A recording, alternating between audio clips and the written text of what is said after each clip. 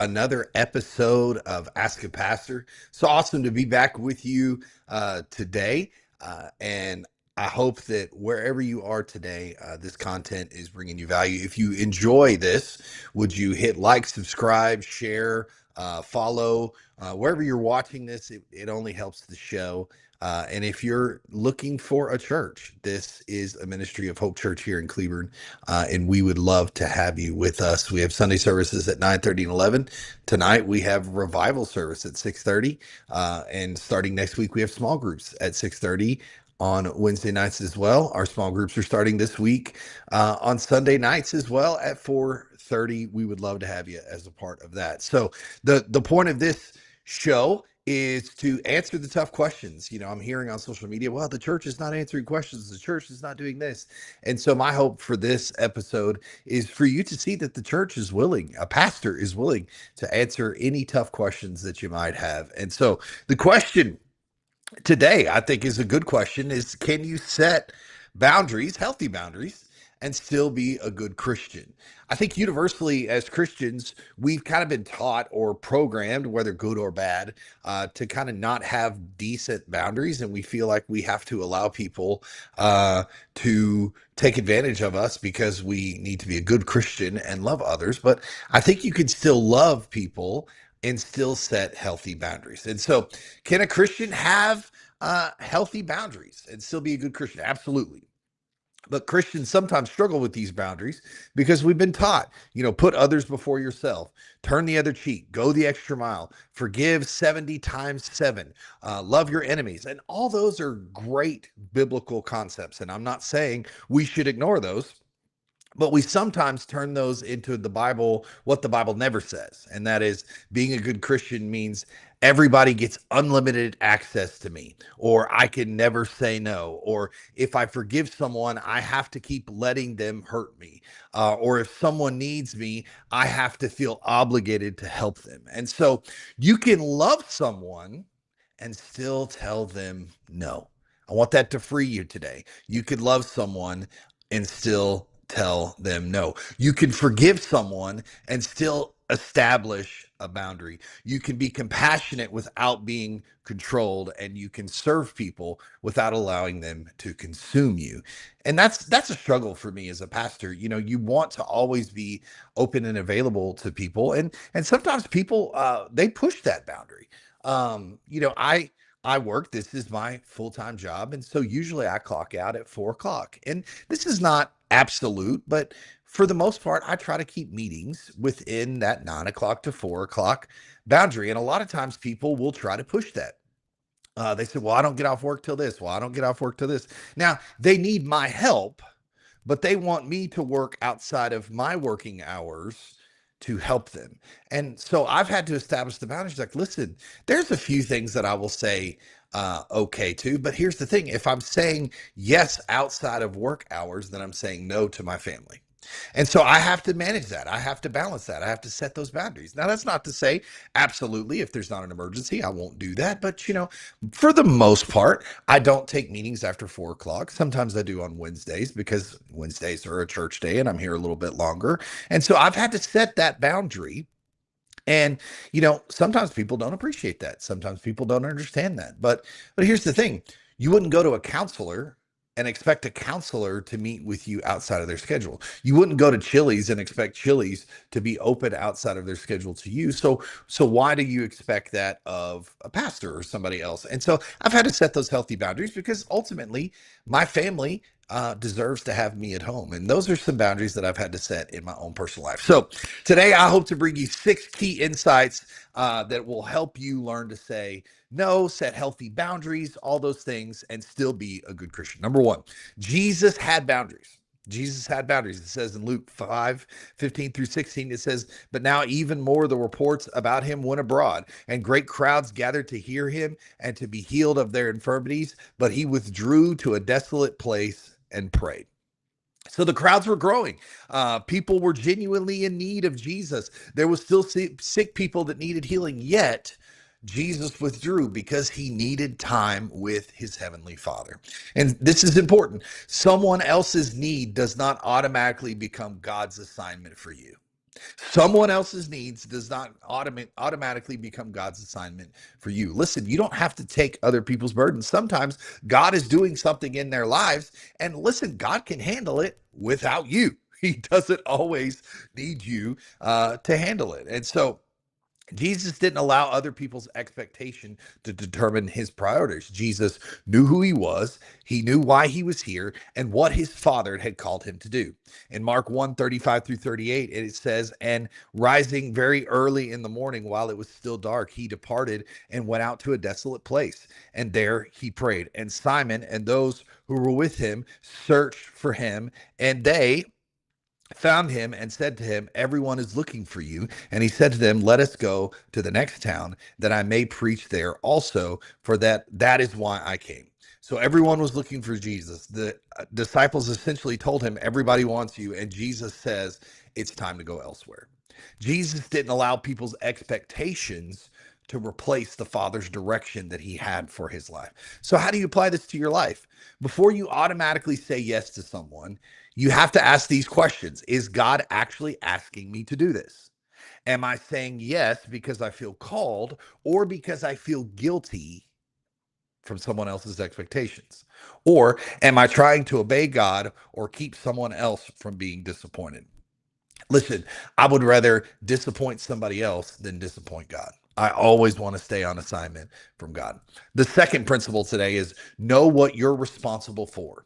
Know what you're responsible for. Galatians 6:12 says, "Bear one another burdens, and so fulfills the law of Christ." Further down in verse 5, in the same passage, "For each will have to bear his own load."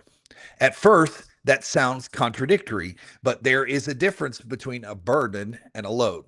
Some things are too heavy to carry alone, such as griefs, crises, tragedies, unexpected hardships. Christians should step in and help each other carry those burdens. But there are also responsibilities that belong to each other.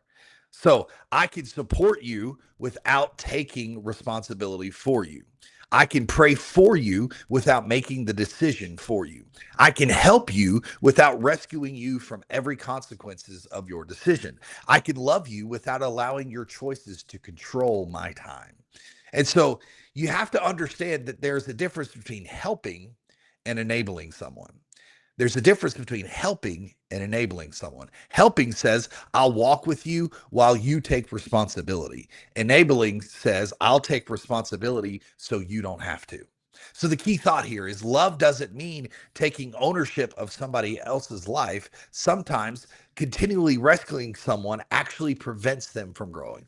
Sometimes we step in and rescue someone in a time that God is trying to form them and shape them. And listen, sometimes we're not allowing God to do the work that he needs to do in other people's lives because we're stepping in to rescue them and not allowing them to feel the full weight and the consequences of the decisions that they have made. The third point today, saying no does not mean you're unloving. Saying no does not mean that you're unloving. Matthew 5:37 says, "Let what you say simply be yes or no. Anything more than this comes from evil." Some Christians have a problem saying no, and some have a problem saying yes. We can struggle with no, and we can finally say no, but we feel like we have to explain ourselves for 10 minutes. Listen, sometimes no doesn't need an explanation. You know, I don't have to explain to people why I don't have meetings past 4 o'clock. Now, sometimes when they press, I will let them know. I know that I need to spend time with my family, and I don't always have to explain that to people. Why? Because we're trying to control how other people's responds to our boundaries. We don't have to control how they respond. If they get frustrated, that's on them. That's not my responsibility. That's not for my burden to take. So a key thought here is you're responsible for communicating your boundaries with love. You're not responsible for making everybody like what you decide. And I think that's where we as Christians get hung up is we feel like we're responsible for making everyone understand our boundaries. We don't have to understand that. We're just responsible for responding to them in love. That's all we're responsible for. Some people will be disappointed when you establish boundaries, especially people who benefit from not having any boundaries in your life. So, some examples of some healthy no's in your life. Here are some good examples of some healthy no's. No, I can't take another commitment right now. Maybe you're overcommitted, you've got a lot on your plate, and that's understandable. No, I'm not going to participate in that conversation. Maybe you don't feel like the conversation's healthy. You don't have to participate in a conversation that you don't feel is healthy. No, you can't continue to speak to me that way. Sometimes people get frustrated and speak to you in a way that you don't feel is healthy, and you don't have to continue to allow someone to do that. No, I'm not going to keep covering for this behavior. No, you don't have to keep covering up for somebody when there's bad behavior. You don't have to keep doing that. No, I can't solve this problem for you. Sometimes someone brings you their problem and tries to make it your responsibility, but it's ultimately their problem. And so a Christian's no can still be spoken with Christ's heart, and that is a heart of love. So remember, you can disappoint someone without sinning against them. You can disappoint someone without sinning against them. God calls us to love one another. He doesn't call us to always cover for one another. Number 4, you can love everybody without giving everybody equal access to you. You can love everybody without giving everybody equal access to you. Proverbs 4:23. Keep your heart with all vigilance, for from it flows springs of life. Guarding your heart doesn't mean building a wall around it. It means being wise about what you allow to influence and shape your heart. Look at Jesus's relationships with the crowds, with the disciples, the 12, Peter, James, and John, time alone with the Father. He gave different levels of contact to him, and he had different levels for each level that we had. And so Jesus loved everybody, but everyone didn't have the same access to Jesus. And the same has to be true in your life. You can love everybody, but not everybody gets the same access to your heart that everybody around you does. You can love everybody without giving everyone equal access to you. Love and access are not the same thing. Forgiveness and trust are not the same thing. Reconciliation and pretending nothing happened are not the same thing. And so let's talk about forgiveness versus trust. Forgiveness can happen in a moment. If someone asks for forgiveness, you can give them forgiveness for wronging you in a moment. But trust is built through consistent behavior over time. We are called to forgive each other. We're not always called to trust each other when you are not giving trustworthy behavior. I think sometimes we loop forgiveness and trust in the same vein, and that's not the case. I can forgive someone without immediately putting myself back into an unhealthy situation.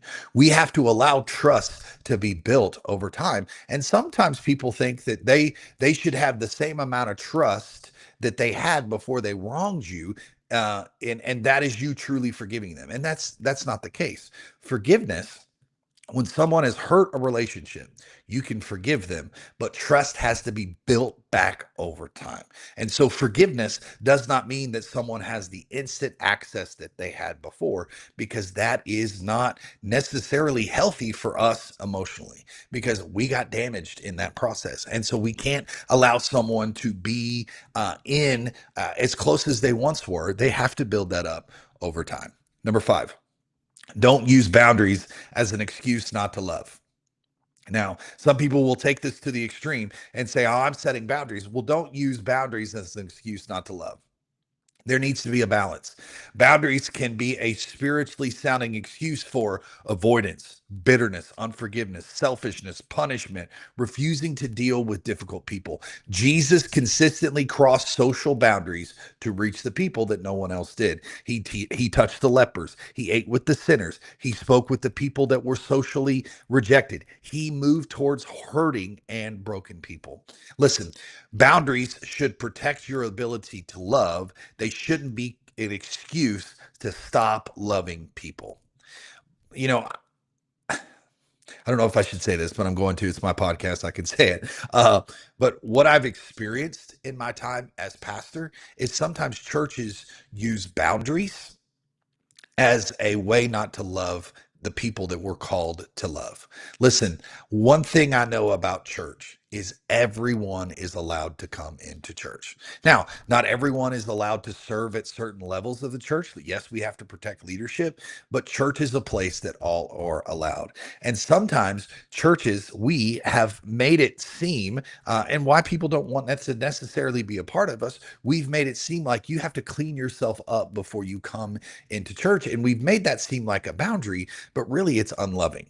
Jesus never told somebody, hey, go get clean and then come to me. Jesus went to them while they were still unclean. Jesus went to them while they were yet sinners. And so sometimes as a church, we hide behind boundaries of, oh, well, God calls us to this, God calls us to that. Well, what if they need to walk through the doors of your church to hear the truth of what their life needs to be, and we limit them from ever walking into our church so they're never going to hear the word of God?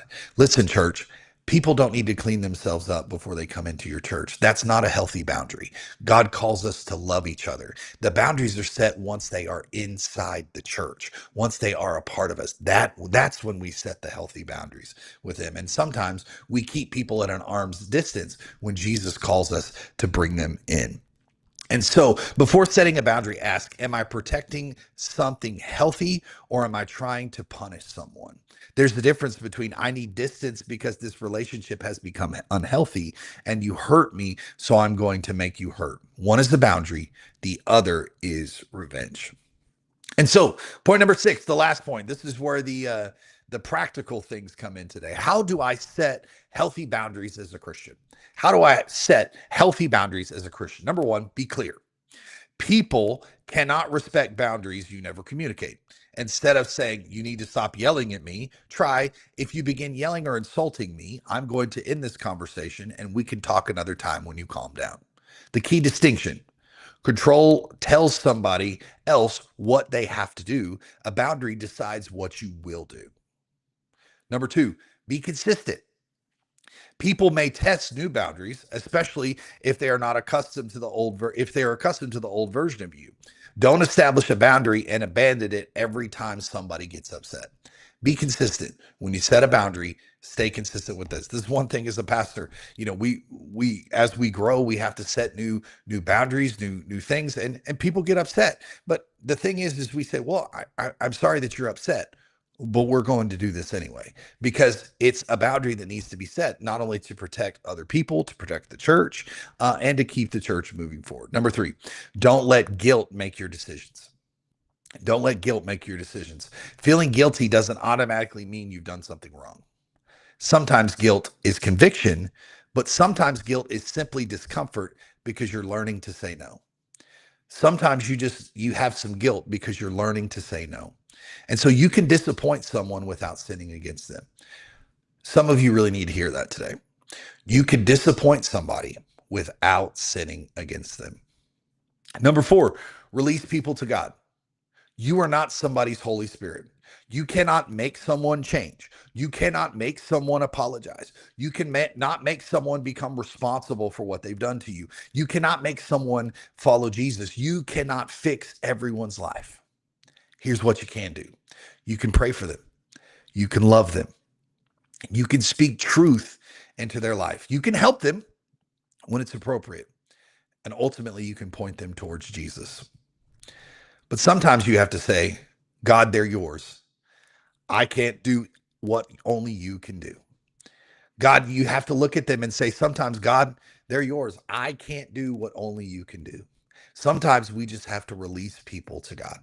And let me tell you, that's one of the hardest things for me as a pastor, because there's been times that people that I love very dearly, I've had to let go and just release them to God and say, God, you're going to have to do in them what I cannot do.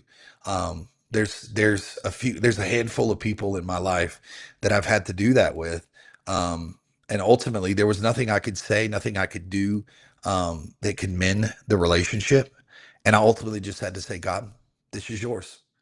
I'm just going to have to let you handle this. And let me tell you, that's sometimes one of the hardest things to do.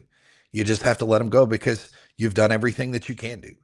And you can't keep killing yourself over the situation. All you can do is say, God, they're yours. I've forgiven them. I've moved on. And one day if they come back, we'll establish the relationship. But if they never come back, It's okay. And so, in closing, can a good Christian set boundaries? Absolutely. But Christian boundaries should always have Christian purpose, not revenge, punishment, bitterness, or superiority, but love, wisdom, truth, and stewardship. And so you don't have to set boundaries because you don't love people. Sometimes you have to set boundaries so you can love people without allowing unhealthy relationships to control your life. Sometimes, as Christians, we allow unhealthy relationships to control our lives, and that's not what God calls us to do. It actually keeps us from being effective to reach out to other people around us. And sometimes we allow people that kind of suck the life out of us, make it to where we're not quite as effective for Christ as we once could be. So let me encourage you today, if you're out there and you're like, Pastor, I have people that are close to me. I talk to people that feel like they have to be there for their parents, or they have to be there for wayward kids. Listen, you can't change people. All you can do is love them, but you cannot allow your relationship with them to destroy your life while they are continuing to destroy theirs. You have to take care of you. You can love someone without allowing your love for them to destroy your life. That's never what God intended. God just wants us to love them. And sometimes you have to allow God to do the work in their life. And sometimes you have to allow them to feel the full weight of the decisions that they've made. And listen, that's hard to do because you love people and you want to save them. You want to rescue them. But sometimes God is doing a big work in their life.